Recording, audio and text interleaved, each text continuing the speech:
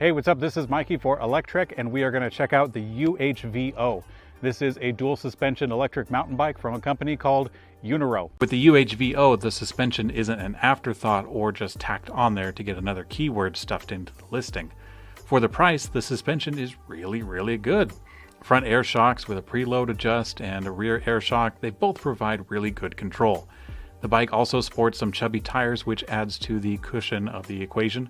The hydraulic disc brakes provide really good stopping power, and that makes tight turns and maneuverability a lot more realistic. For this kind of money, it's really a great entry-level electric mountain bike. The riding position is perfectly comfortable, and the aluminum frame is exactly what you'd expect. No surprises there. The suspension design isn't going to win any awards, but hey, it works.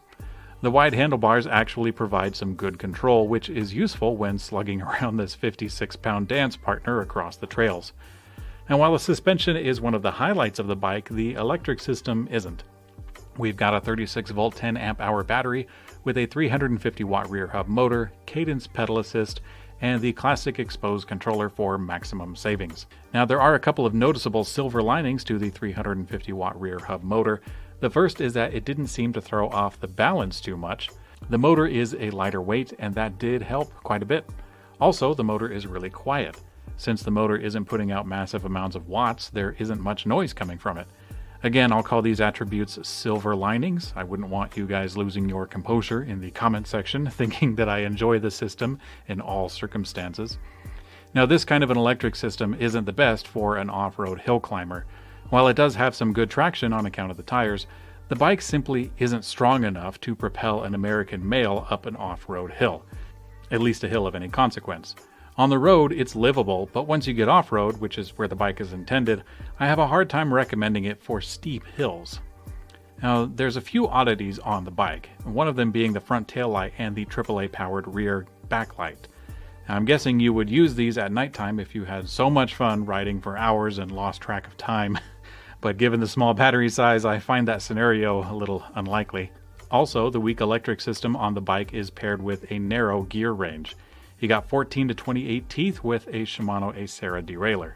Now, the derailleur isn't actually that bad, it's fine, but the gear range is too slow to go fast on the road, and it doesn't have the kind of range to climb a hill of any consequence, even with the battery turned off. But hey, for this kind of a price, these aren't bad things to deal with.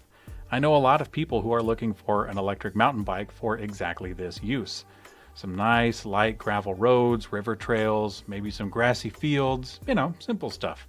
There are plenty of options out there for crazy expensive mountain bikes, believe you me, but not everyone, including myself, has thousands of dollars laying around to go ahead and start that sport. This bike, the UHVO, is a perfectly competent start in that direction without breaking the bank.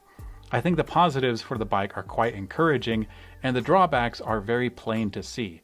If you want a comfortable dual suspension e-bike and you want it for a killer deal, then you're certainly getting warmer. If you also want it for light off-road use, mostly flat trails, and you're okay with a range of about 10 to 20 miles, then I think you've got a winner with a UHVO from UHVO. So that's what I think of the UHVO. What do you know? You can let me know in the comment section what you guys think. I'll catch you later. Wah!